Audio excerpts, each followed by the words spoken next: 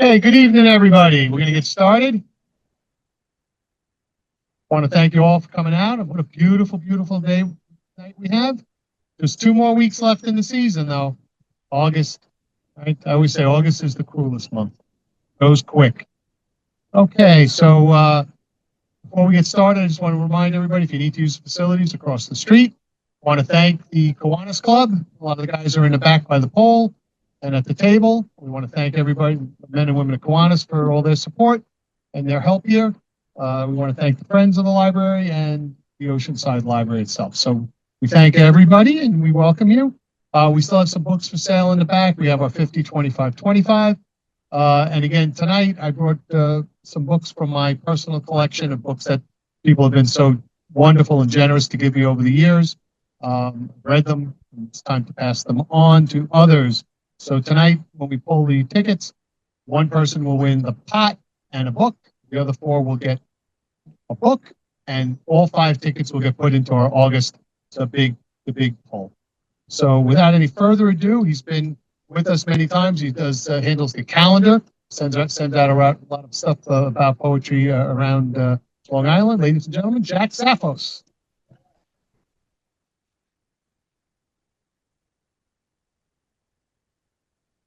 Okay.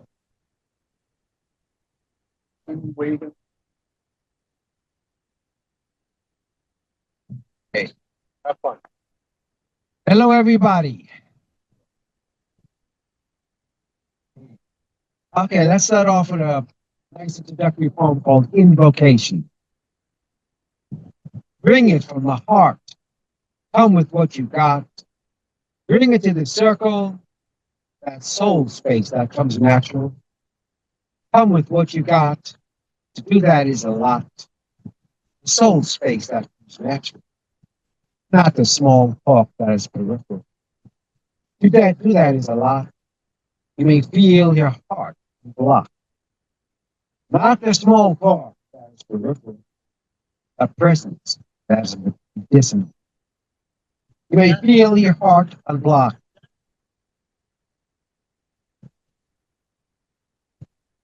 Okay. How's this? Oh, wow. Okay. Not the small talk that's peripheral, a presence that's medicinal. You may feel your heart unblocked. Something in you is unlocked. A presence that is medicinal and actions that are volitional.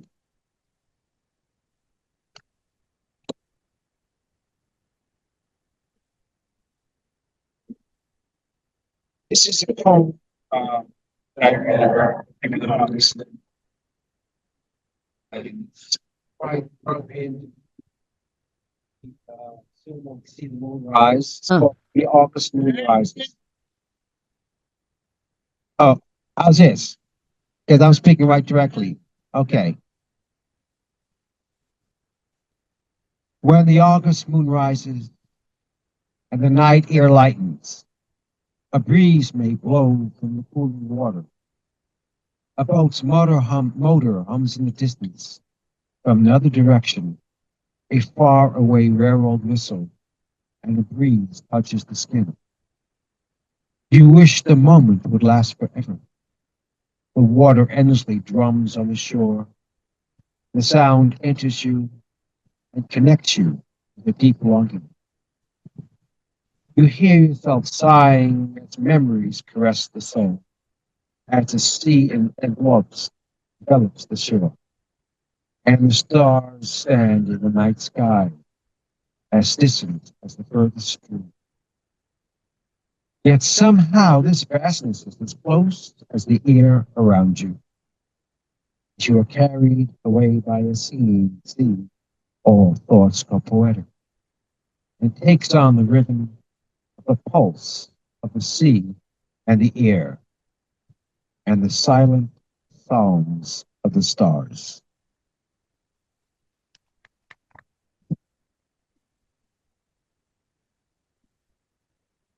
A short poem.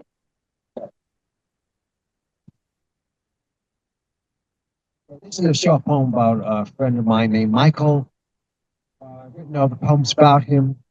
This is my latest. His good friend, he passed away in 1994. Good poetry. It's called He Looked Like Michael. He looked like Michael, that serious face and that worried look, as he seemed to track demons just out of his reach. Michael with shades and that familiar coat, talking and writing on a table full of books. He sipped his coffee, raised his eyebrows, and gave a wry smile, as if he knew something the others didn't know.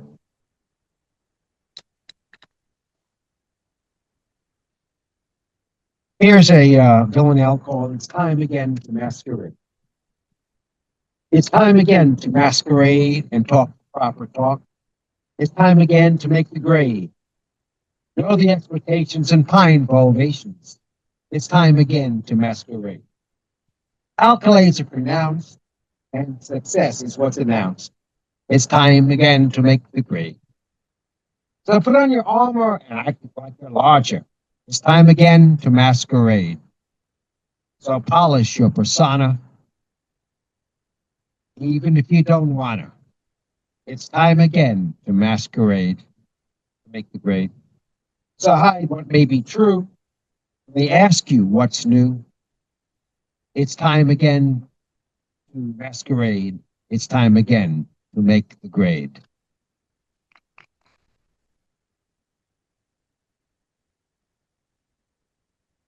It's a poem I wrote in Florida, hearing the sounds of a lagoon close by.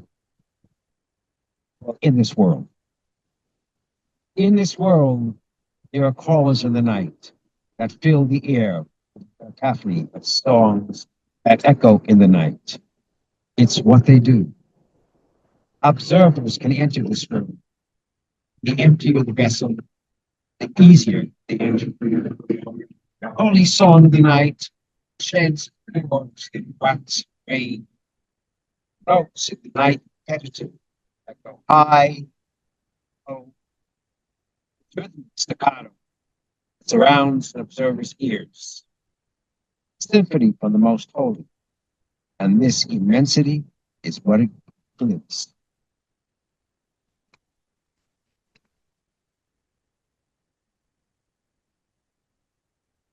Perhaps a controversial poem, but I'm going to read it anyway.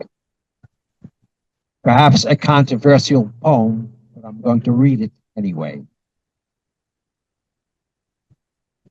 The whirlwind has hit, blinding us with the dust and confusion. Once again, we run the risk of burial. There's a gale of talkers. There's a gale of lies blowing hard on the tree of hope. The dust kicks up the ground and we can't see. There's no one to show us the way. Can we flash a light through the blowing gray dust that injures the mouth? Can we flash a signal to each other? Let there be codes and messengers, so these lights can spread till the mouth is clear. To make proclamations in the night, and the pen fits nicely, hands again. Shoot that light. Let it go forth. Let the waves light up the darkness. Shine lights of resistance through the oppressive, filthy winds. Shine those beams of truth. 1, 2, 3. Light up that sky together in defiance, directly at the bluster.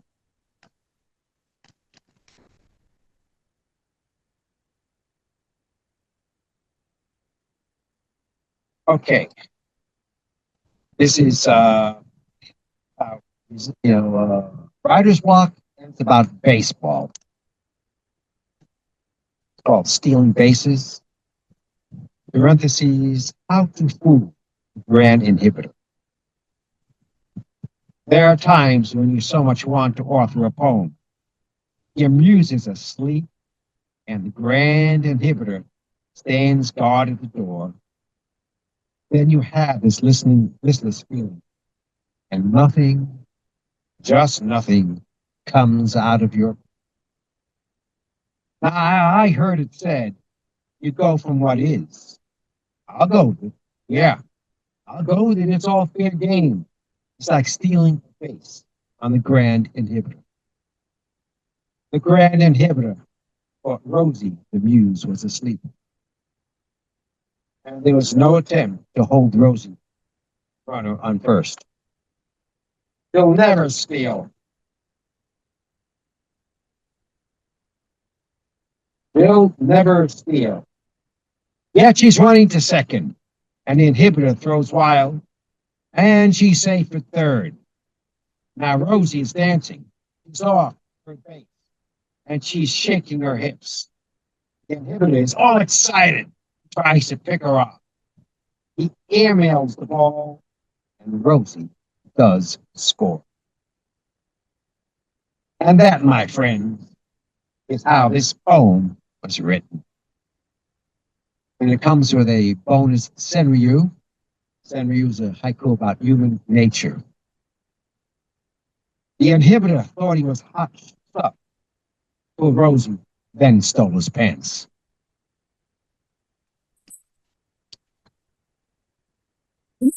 Okay, this will be my last poem.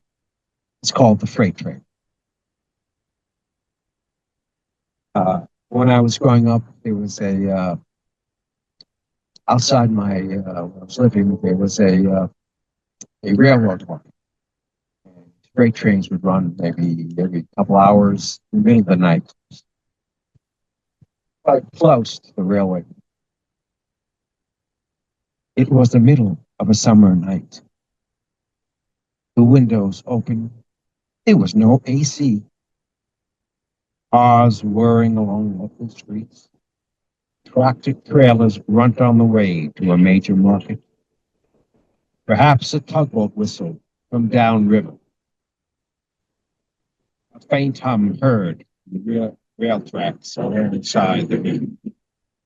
And 3 more seconds. Quiet. The hum again, a little louder. What was that? Then fading to the background, city sound. Vroom. Louder now. That's something. The sound does not fade away. It becomes part of the night sound. Vroom. What was that in the background? What was the background? Now becomes the foreground. Vroom. There is no night sound. This is the night sound. Vroom. One long sound. No interruption. Louder, louder, louder. Rocking the window, vibrating the building. The freight train engines has arrived right outside your house. Boom! There is no other sound. And then fades away. The tension you felt can be released as the sounds evolve into kalak, kalak, kalak, kalak, kalak, kalak, kalak, and you fall back to sleep. Thank you very much.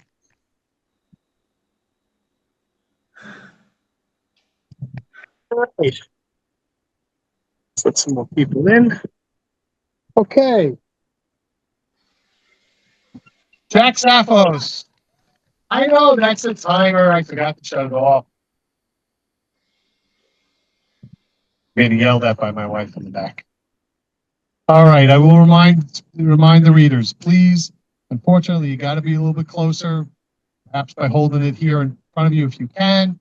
If you are going to read to the side, just lower the microphone and drop it down in front of you. Sorry that this is still not working out, but we'll keep trying. And so now, without any further ado, coming to us all the way from, well, originally New Mexico, and then Forest Hills, ladies and gentlemen, first time here, Jennifer Harmn.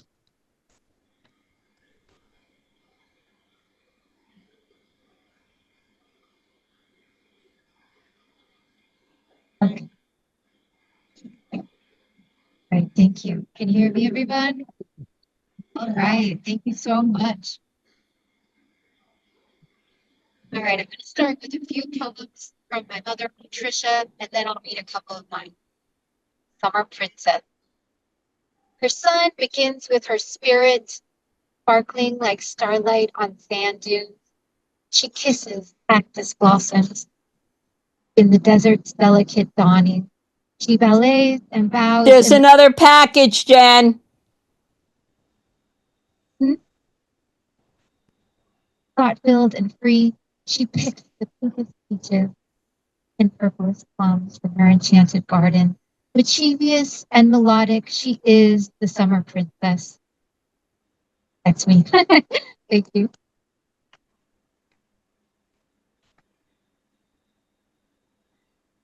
Oh, how much I love you. Oh, how much I love you, like the foamy Atlantic waves landing softly in the sand. An excellent hair day, an old John Denver song, spring without winds, long earrings without weight, brand new underwear, fantasies, red, autumn in Baltimore, a walk on the boardwalk, enchiladas at Margot's with a sunny side and egg on top, creamy lipstick, the first bird of morning, writing, preparing a pot of stew, a light rain, a skirt with a little flow, country music, strong coffee, daisies, hot showers, a modern novel with many characters, dawn, perfume, the Beatles, ruffles on a black or white skirt, steak on the barbecue, email, open windows without wind, and my mind's eyes, picture of you and how you resemble me. May your birthday eve bring you a taste of joy and love that you have brought me in my life from your extra sentimental mom.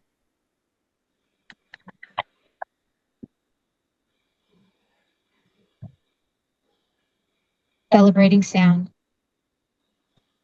In the silent sun of Friday afternoon in Albuquerque, a doctor's paper shoe boots shuffled into my room. He placed my fingers around the tiniest creature. Noisy in the quiet was Jennifer Dawn. In the miniature baby box surrounded by monster machines, she moved like a 60s rock and roll dancer. Miniature mittens halted her hands from removing tubes. She longed to make her extraordinary noise in the world. Desperately, I needed to hear her and hold her. I was a blind mother with overwhelming fears, dramatic possibilities of stillbirth, miscarriage, death, and disappointment. Miracles happened and the music played on. By Tuesday, tubes and restrictions were removed. This noisy infant was in my arms, screeching her song. Home, the alarm clock rang out through the long night. She slept through feedings, whimpering, sucking, breathing. Sound sang out in the silence of spring's desert dawns. I crawled on the carpet, alert for minor movement. She traveled by planning, falling asleep in corners. In her bucket on the kitchen table, her mouth and mushed bananas inevitably met. Yum, yum, she mumbled spiritedly, spitting a mouthful back at me. Mama, Mama, she screamed excitedly, running down the sidewalk outside my classroom. Her sounds were songs on sultry September afternoons. She grabbed my long white cane, imitating Mama. When ocean waves knocked her down, I heard her comically rise, spitting and sputtering. When she jumped from the fishing boat at Elephant Butte, I followed. She read to me from the beginning, books or music. Today we read in pubs in New York City. She reads her poetry and mine. We read together. Words have sounds which move me. On April 1st, that first sound was a song impacting forever. She still sings to me.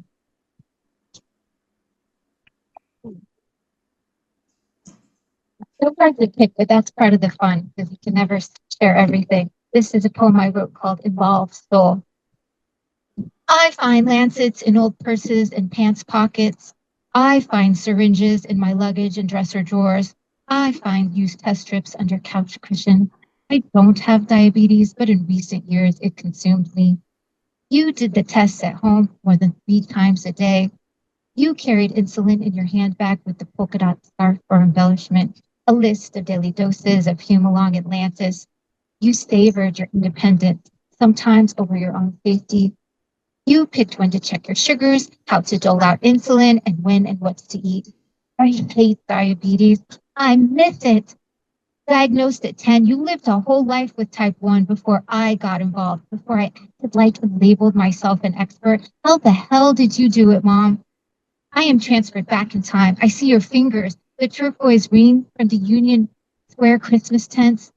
I miss the blood glucose test. I miss holding your hand incognito under the table at dinner, the busy Italian restaurant in the West Village for your surprise 61st birthday. Hold the lancet, pierce the soft skin of your ring finger, middle, or index. One thick drop of blood on the end of the strip. The voice in the talking meter. 5, 4, 3, 2, 1. Your blood glucose is 120, the perfect number when you feel your best. You told me this fact, Mom. 50 or 30 was the low blood sugar danger zone. Lows included slurred speech and unconsciousness could come. Trouble arrived when numbers skyrocketed over 150. Irritability, nausea began. You desired normalcy. At the emergency room, blood sugar levels stabilized. Normal meant you could go home and get back to your routine.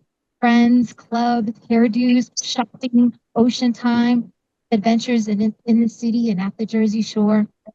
Normal meant you could go home to type the story of your life on your talking computer. Double bypass, lancet pricks, insulin injections into my body. We lived with it together. Diabetes became a part of my skin. Strength is hereditary.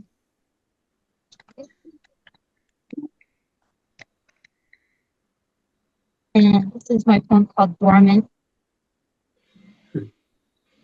I learned on the job, firsthand experience on how to be a sighted guide. No formal training except seeing her hold my dad's hand or elbow at the mall or restaurant. It was exciting and unusual territory for me to witness her solo walk, individual gusto on the world stage. Hers alone as a teacher of English and Braille at school, speakers at Lions Club's events, poetry readings everywhere.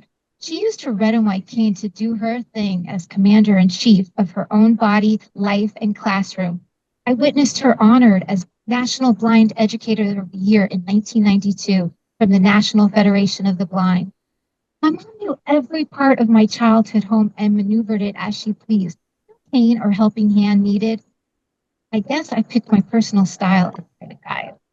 After hearing her gentle words of direction and assumption, I would take her to where she wanted to go. This is how to maneuver stairs and sidewalks I see. Pause, take a step, then another. Keep climbing us to desired locations, groups, sections, people, wherever the universe takes us. Go down when or leave when we decide. Action via down the stairs, ramp, escalator, curves, elevator, car, subway, bus. I was paying attention, but didn't always notice. My mind, I didn't recognize, take pride in our ability to go the distance. Take care of what is now, Jennifer, and think about where I am entering. Be ready. It's a movie screen of preparation in being in this momentous film. Hello, we're here, audience. What will you think of us?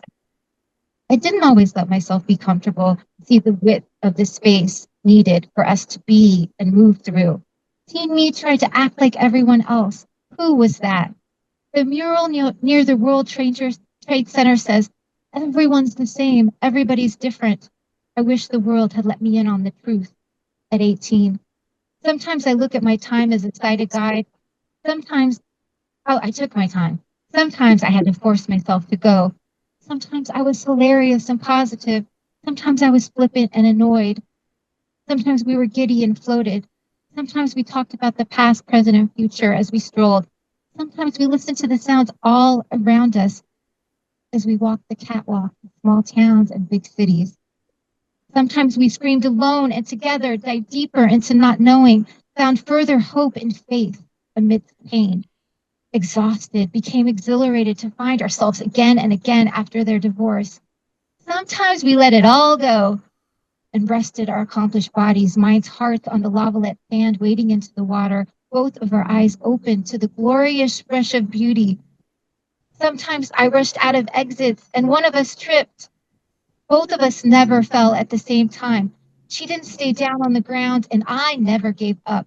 My mother got me unstuck. We still rescue each other every day. We walk together independently forever. I still go forward because of her. There is a fine line where I could choose to retreat, hide, maim, blame. No, the absence of my mother's physical vision of the physical body I can't touch since her death. The reality of being a sighted guide, my position is still mine as the daughter. In my mind, I'm leaving my apartment in Forest Hills, Queens to be with you all here in Oceanside, and we are climbing to the top of the Gypsum Dunes with her in New Mexico. At 48, I find new parts of me. I find new parts of her. I find new parts of us. What will my school year be like this year as a teacher, as an artist? Laughter, movement, exclamation. Be brave, be the work, chickadee. My mom tells me, discover today and tomorrow without living in yesterday. Our love grows like wildfire. It has a life of its own and spreads in many directions. Remember, I love you every day. On this Monday, decide the world is an excellent spot to be in, alive and celebrating. Put aside the past for today and just take it out when it feels right. Thank you. And I have books of my mom, Patricia, and me celebrating sound. Thank you.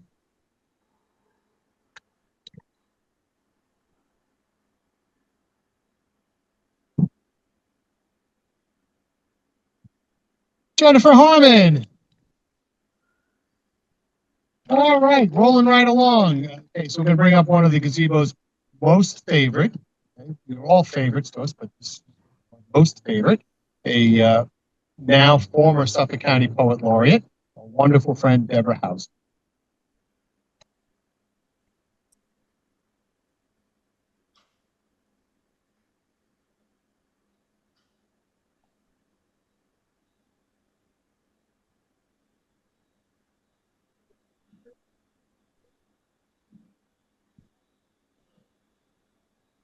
Thank you. There you go. There's a pro. Welcome. I have some new poems for you and some old favorites. I'll start with something new. Pucker up. Ripe raspberries are my favorite, bursting on my jaded tongue like sophisticated pixie sticks. Shimmering bright crimson, plump and pouty, like the lips of a Hollywood celebrity on the red carpet. You want to play? You want to watch? Smile, yell the paparazzi. I've got the gazebo thing on I here too. crave the surprise tartness just underneath the sweetness. The cosmic secret of the Go to mouthwatering sleep while you're no. and small shivering shock of it. Sitting there. Don't you want to taste it too? Wouldn't you like to pucker up and show us all some sass? So funny. I don't think I heard you. He's running. Yeah, he's ready. The Oceanside Library, to Kiwanis Oceanside for all the good work they do. Thank you to my co-readers, to everyone who's been out to listen, and I'm delighted to be here. This is, I believe, my 15th year reading here. Thank you. I'm getting cold water. Colored pollen coated everything that spring. I flirt with the beekeeper at the farmer's market. He hands me his card. On the back, a list of the beneficial properties of honey: antibacterial, wound healing, heart function. My naked foot finds a bee in a field of clover. Your calloused hand squeezes out the stinger. I dab it with amber honey. You wipe it away. Apply calamine lotion instead.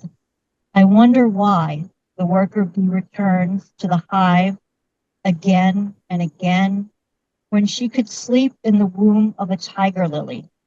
I wonder how many stings I would have to endure before becoming immune. Tolerance to pain, a trait we cultivate. The taste of honey is determined by the nectar collected and carried back home.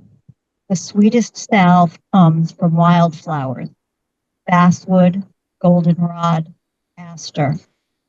I blend a poultice for the deep ache, brew a pot of tea, drink it with golden honey. Wonder how the worker bees survive on so little. Oh, honey, you know this isn't about the bees anymore, right?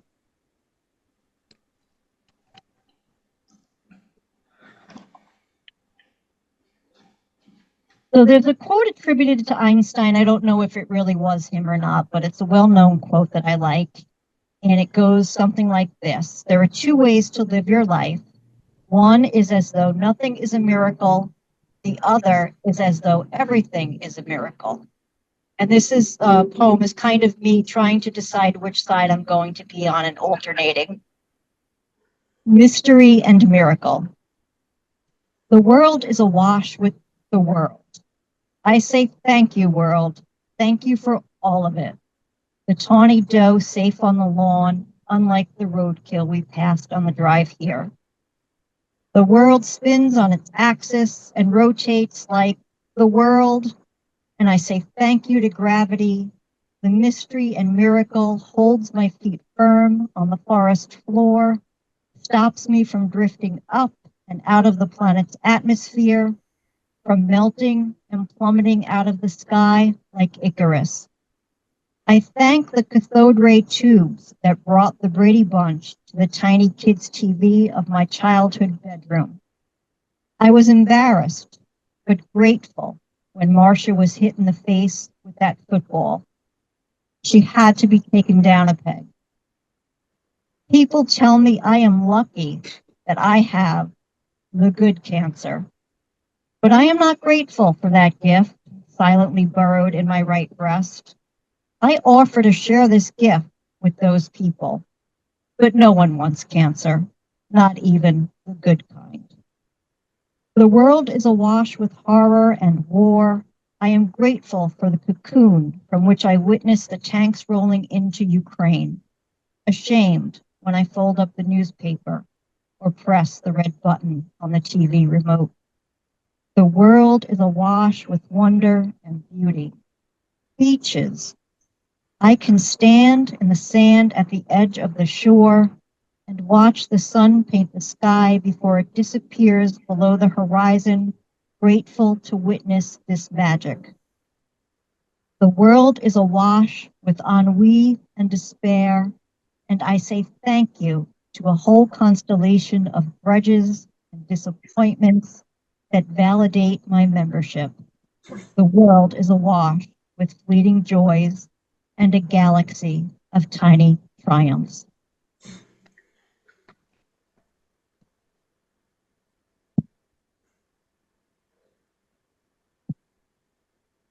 Speaking of ennui, my chapbook is for sale in the back.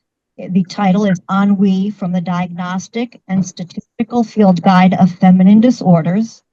And now that I've read the title, I'm nearly out of time because it's so damn long. My advice is to keep your title short and easy to remember. I will give you just my favorite little bit from the book. Precursor, Victorian era female hysteria, and related diseases of the womb, including wandering womb, but excluding the wombat. Well, yeah, it happens. I read this every year for Tony. Tony, congratulations on your retirement. I don't know what your Retired. all, Congratulations but on I recommend you retirement. do whatever Angela asks you to do. How Tony got his honorary degree in women's studies from the Hauser School of Remedial Feminism. She's so funny.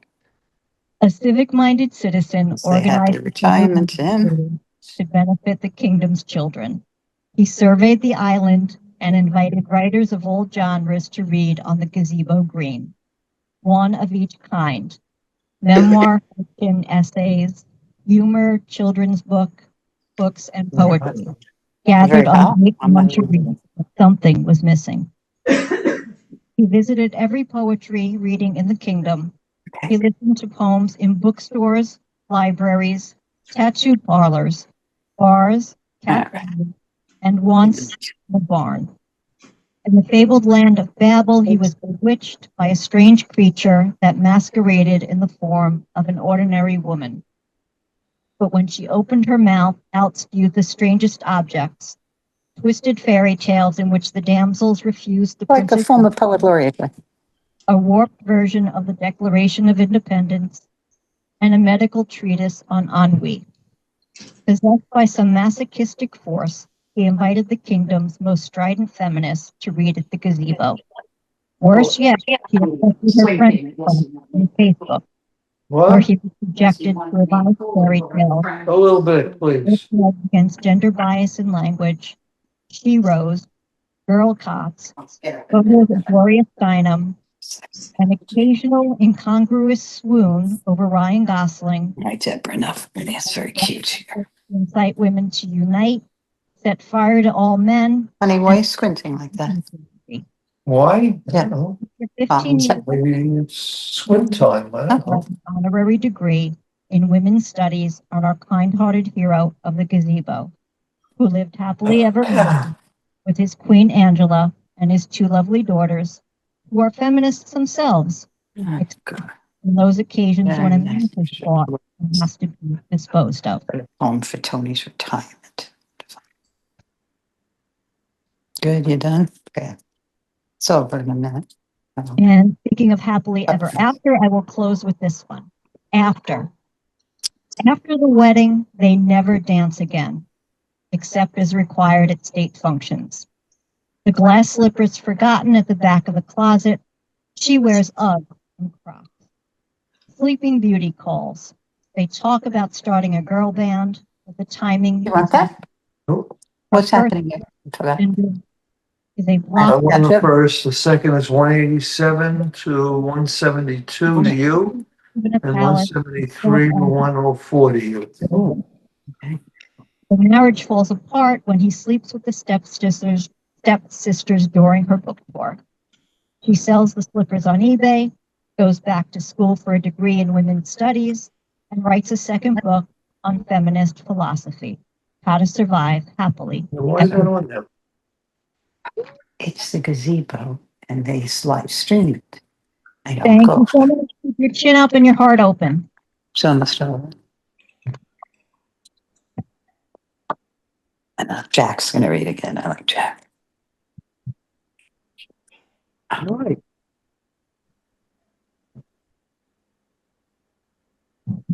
Deborah Hauser. Please mute if you are on Zoom.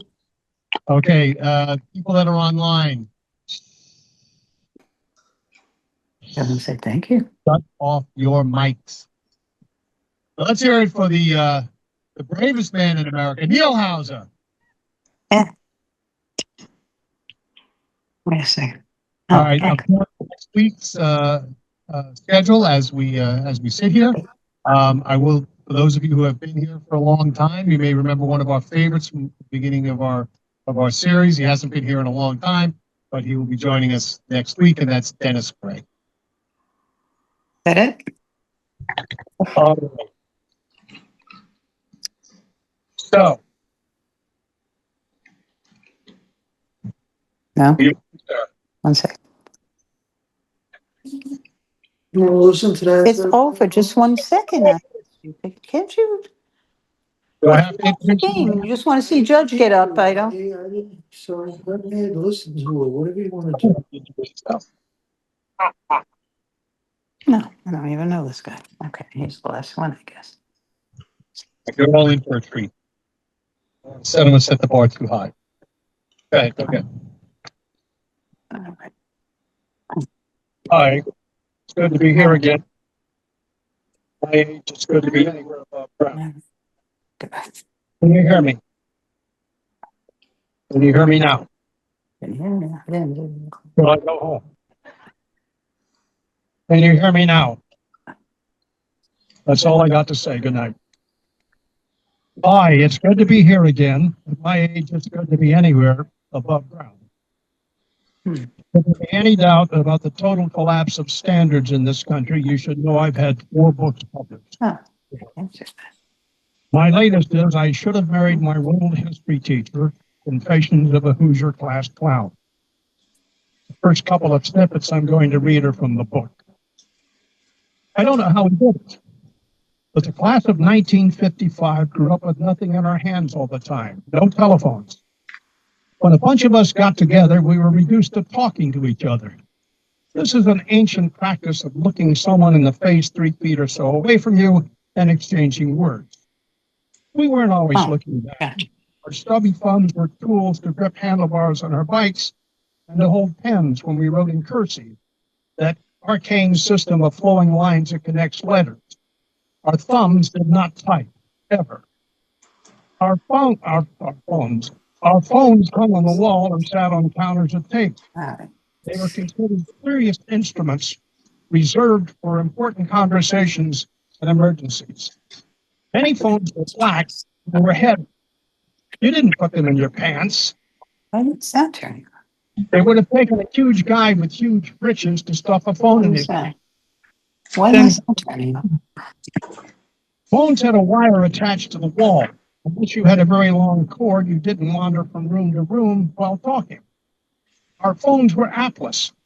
They didn't take pictures, have a screen with Oh, a white Sorry. pattern that got you into ball games and concerts. Calculated how many steps you had taken that day, have an alarm clock, calculate numbers, provide access to the New York Times, give weather forecasts or sports scores, play music or You videos. shut it off if it's not. Don't stick your tongue. Hey, Young yes. folks, No, probably is. and what in the hell did they do? Well, they connected you to family and friends, and all of the telephones in my teen years didn't have games on I have them, no idea why. and big sources of amusement. A popular telephone game was to call a store that That's pretty sold crazy. pipe tobacco and ask, Uh-huh. do you have Prince Albert in a can? If the answer was yes, we screamed, well, No, I didn't want to be one of you. somehow that doesn't seem as hilarious now as it did then. I clicked my picture and went on. I worked part-time at WBIW, a radio station in Bedford, a This town. is very weird. I'm just trying to turn sound If off. you've seen the Empire State Building, you've seen Bedford limestone. Can't get the sound off completely. In trying to be witty, I had to read the news. I was not good at this and knew it. You might say I was into S&M, stumbling and mumbling. Folks in broadcasting have a tradition of trying to break each other up on the air. I was an easy target. One day, another announcer, Jerry Jorgensen, How about two? over to see if he could get me to laugh while reading the news. Two. Funnier than hearing a story about a 2-car crash that injured 4 teenagers, read by someone who was giggling. Jerry would go into an office with a large picture window next to the radio studio and wave his arms. One awful afternoon, Jerry stood in the office window holding something over his head. I couldn't resist. I glanced over and saw he had taken a record album cover with a picture of a woman. This way. Here's the and final quote. Much better. Boom. From time to time, I was an announcer on a TV program. A guest one afternoon was Clem C. Booker, a dean at Indiana University. I ran the Clem and the C together and introduced the TV audience to someone named Clumsy Booker. Mr. Booker was seen on the TV screen wincing, and a faculty member of the radio TV department was soon on the phone to express his displeasure and disappointment in me. Join the crowd, Buster. I went back to my hometown a couple of weeks ago. It was my first trip back to Indiana in 10 years. 9 points. To be inducted into the Thank local you. Hall of Fame. Oh, what'd you not quit? What did I say about the You get total 7 Hall of points. Fame? All right, wait a minute. Let me get myself off here. Those of us being inducted into the Hall of So you get 179. one built after I graduated. The two of them, and lady, a blue jumpsuit and high Second, heels. I don't know. I am. I had arrived a bit late for the tour, and while I don't know what I'm doing. and lady in a blue jumpsuit and high heels, I said, you know, when I went to high school, my teachers didn't look like this. I was informed by others that this woman was the high school principal. She smiled and continued to show us around. Why are you leaving? I've just started. Frankfurt High still has a shop class. I volunteered that I was so adept with my hands that I had to attend summer school to finish a shop project, an ugly wooden lamp. Today's shop classroom has 2 cars for kids to mess around with. Apparently, there's no body repair work done because I got a negative response when I asked if kids were allowed to crash one of the cars and then try to pound out the dents. The names of teachers were on the walls outside their classrooms. I noticed a couple of names were preceded by a Mrs. and mentioned that most of my lady teachers were Miss so-and-so. I decided it wasn't necessary to explain that these women didn't have tans and wear flashy blue jumpsuits and high heels, which is why I was prompted to say what I did earlier. The tour, of course, included a visit to the gym, big and impressive. The second I stepped on the court, I thought of the movie Hoosiers, where Gene Hackman has one of his players measure how high the basket is to prove to the boys that where they were about to play was just another basketball court.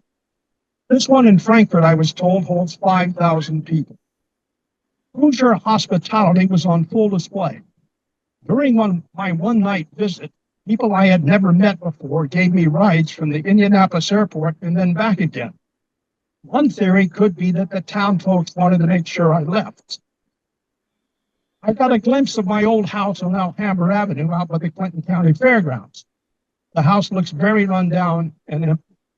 I've written about how my brother Jim built a baseball diamond on the fairgrounds, about 100 yards from our house. What used to be our left field is now occupied by large silver structures, which I suspect have something to do with electricity. When I lived in Frankfurt back in the mid-50s, if there were any Hispanic families in town, I didn't know that. Now, one wall at the high school has a plaque honoring the high-achieving students of the class of 2025. Out of about 10 names, 5 of them were Hispanic kids. My room for the night was a Super 8 on the edge of town.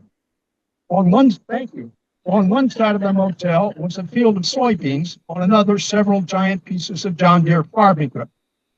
In my room, there were pictures over the twin beds of cars racing at the Indianapolis 500. I wonder if it's possible to ask for a room with pictures of Bobby Knight throwing a chair.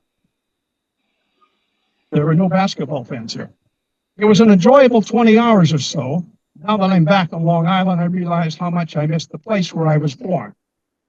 By the way, I had dinner in Frankfurt with the son of a classmate and with the lady I took to the senior prom. She still looks pretty damn good. Finally, and that means you applaud, that's a good word, finally. Here's how to have fun at age 87. Always eat a poppy seed bagel before you go to the dentist. But do not, I repeat, do not brush your teeth. So what if your teeth are now loaded with tiny black seeds? A good dentist or dental hygienist should welcome a challenge. We've given them one. They should be grateful. You need to challenge yourself too. Make a point of buying containers of toothpaste and of deodorant that are similar in shape. After every shower, you will have to decide which goes where and which goes where and which is which. This could mean that maybe twice a month your armpits smell like Pepsodent and your breath like Old Spice. Don't be too hard on yourself. If one morning you stick both feet in one leg of your underwear, don't sweat it. One way of looking at it is that by putting both legs in one opening, you've saved time in getting dressed. And finally, when you get out of bed, always a welcome development at 87, you may see small feathers on the floor. For some folks, me included, this becomes a fairly regular occurrence. Where did the feathers come from? Did you forget to close one of the windows? Has a bird or two set up a nest in your house? A couple of friends suggested the feathers could be from the pillows on the bed. I don't think so. I'm betting that there is a part of my body I can no longer see or reach that now has feathers. If only I was brave enough to strip down and stand before a full-length mirror to take a look. No way. I sure as hell ain't doing that. Thank you.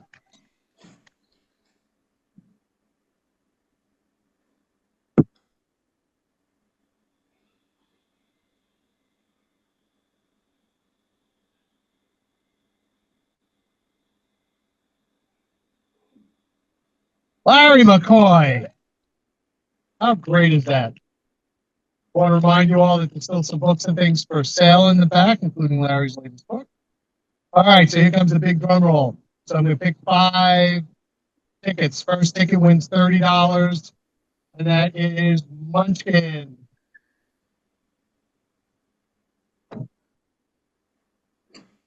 And Munchkin gets a book, The Alchemy of Desire by Diana Lee. Yeah. Connie Gallagher. Connie Gallagher, you win nothing tonight except the book. A nice book, Sole Proprietorship by Diana Lee.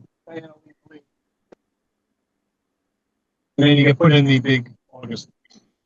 The next one goes to Jack Zaffos, and that's a book by Peter Dugan, members only. Then we have from 2009, Xanadu, Long Island Poetry Collective, goes to, looks like the last name's Taylor. There you go.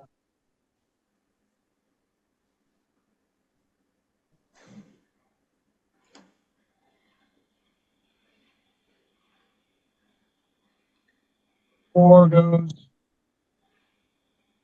to Taylor. You win twice. There you go. Same name. Okay, ladies and gentlemen. So we've got a good lineup shaping up for next week as we finish our last 2 weeks here in August, and look forward to seeing you. Thank you, everybody.